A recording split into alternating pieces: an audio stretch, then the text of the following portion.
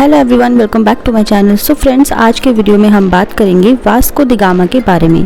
तो चलिए करते हैं वीडियो को start. Friends, Vasco the gamma एक पोर्तुगीज एक्सप्लोरर थे। उनका बर्थ 1460 में पुर्तगाल में हुआ था। वो पहले इंडिविजुअल थे जिन्होंने अफ्रीका कॉन्टिनेंट का चक्कर लगाकर यूरोप से भारत पहुंचने में सक्सेस हासिल की थी। वास्को द गामा का बचपन साइनस नाम के कस्बे में बीता था, जो कि समुद्र के किनारे पर लोकेट करता था।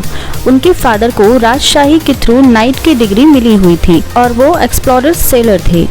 वास्को द गामा ने अपने फादर का ही बिजनेस चुना और वो भी समुद्र में यात्रा के लिए जा रहे शिप की कमान संभालने लगे। भारत के स्पाइसेस यूरोप में बहुत पॉपुलर थे, लेकिन उस समय यूरोपियंस को इंडिया जाने वाले जिस रास्ते के बारे में पता था वो जमीन से होकर जाता था।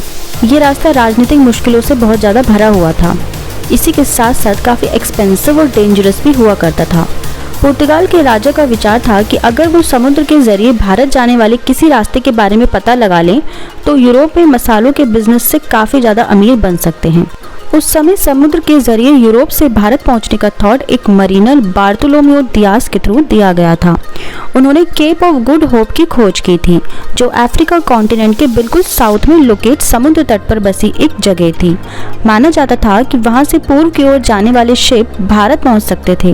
राजा के थ्रू वास्को द गामा को कुछ जहाज़ों और लोगों के साथ केप ऑफ गुड होप के रास्ते से भारत जाने वाले रास्ते को खोजने को कहा गया। साथ ही उन्हें बिजनेस के नए मौके हाथ लगे तो उन्होंने उनके बारे में भी पता लगाया। वास्को द गामा 8 जुलाई 1497 को 4 समुद्री जहाज़ों और 170 मैन के साथ पुर्तगाल के तट पर रवाना हुई। पहले वो साउथ की तरफ केप ऑफ गुड होप की ओर गए और 22 नवंबर को वहां पहुंच गए। इसके बाद वो अफ्रीका के तट के साथ साथ उत्तर की ओर बड़े रास्ते में ट्रेडिंग पोर्ट पर पड़ाव डालते गए। 14 अप्रैल 1498 को मालेने मोम्बासा पहुंचने पर उन्हें वहां के एक लोकल सेलर से भारत की ओर जाने वाले डायरेक्शन के बारे में पता चला। इसके बाद मानसून हवाओं की हेल्प से वास्को द गामा का ग्रुप भारत की ओर चल पड़ा और 20 मई 1498 को इंडिया के केरला स्टेट की कालीकट जगह पर उन्होंने अपने कदम रखे। इस तरह से वास्को द गामा को इंडिया पहुंचने में लगभग 10 महीनों का समय लगा। कालीकट पहुंचने पर वास्को द गामा के ग्रुप का लोकल राजा से मिलना हुआ। वास्को द गामा ने राजा से बिजनेस कन्वीनियंस लेने की कोशिश की, लेकिन उनके मुस्लिम दरबारियों ने इस काम में अड़चन पैदा की। ये इसलिए क्योंकि पुर्तगाली भी क्रिश्चियन थे। अगस्त 1498 में वास्को द गामा ने देश की ओर वापसी का रास्ता पकड़ लिया, लेकिन वापसी का ये रास्ता एडवर्स वेदर की वजह से काफ़ी खराब रहा और उनके दल के आधे से ज़्यादा लोग बीमारी के कारण मारे गए।